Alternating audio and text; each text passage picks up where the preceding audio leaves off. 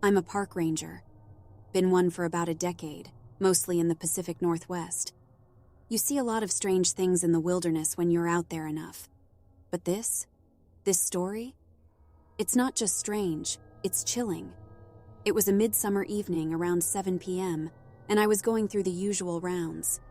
A family of 5 had just checked in, 2 parents and their 3 kids. They were going camping deep in the park, a good 6-mile hike from the ranger station. They seemed well prepared, friendly even, cracking jokes as they laced up their boots.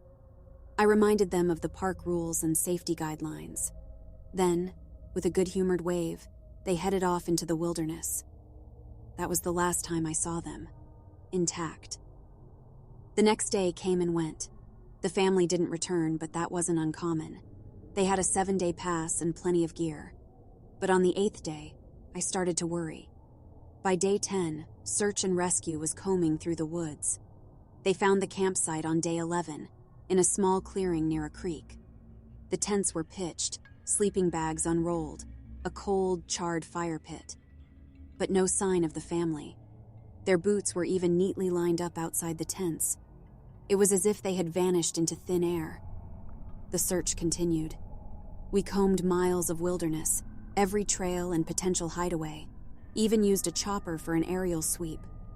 We found no sign of them. It was as if they had been swallowed up by the forest. On day 15, something happened. I was on the late-night shift, manning the station, scanning the radio channels, when a crackling sound came over the speakers. It was a voice, faint and staticky, a little girl's voice. She was crying, whimpering about being cold, being alone. I bolted upright, frantically tried to pinpoint her location. I got up, rallied 2 other rangers, and we followed the signal. It led us deeper into the woods, down trails barely marked on our maps. It was a grueling trek, but we followed that faint, desperate voice. We arrived at an area thick with ancient, towering trees.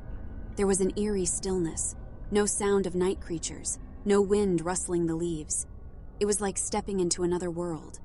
And there, sitting against a colossal tree, was a small figure. It was one of the girls, the youngest. She was pale, scared, but miraculously alive.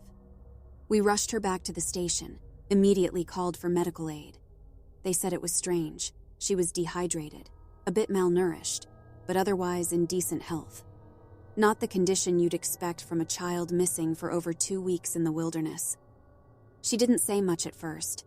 Too scared, too traumatized. Eventually, though, she opened up. She said they were all asleep when they heard strange noises outside their tents. They thought it was a bear or some other wild animal. But when they unzipped the tent flap, they saw nothing. Just darkness and the cold forest air. They decided to look around, calm the kids' nerves by proving there was nothing out there. They left their boots, not wanting to take the time to lace them up. But the moment they stepped into the darkness, they were taken. She didn't know how or by what, but one moment her family was there, and the next, they weren't. The little girl hid behind a tree, crying until she fell asleep. When she woke up, her family was gone. She spent days wandering the forest, scared, alone, until she found the radio in a discarded backpack. She didn't know where the backpack came from, just that the radio was her only hope. We never found the rest of her family. The park was closed, a thorough investigation was conducted, but nothing. They had simply vanished. We still hear their voices sometimes, faint whispers over the radio, cries for help that lead nowhere. The park reopened eventually, but things were different. Visitors were more cautious, and so were we, the rangers. The girl? She's doing okay now, living with her aunt and uncle in another state. But the memory haunts her, I'm sure. The story sends a chill down my spine every time I recall it.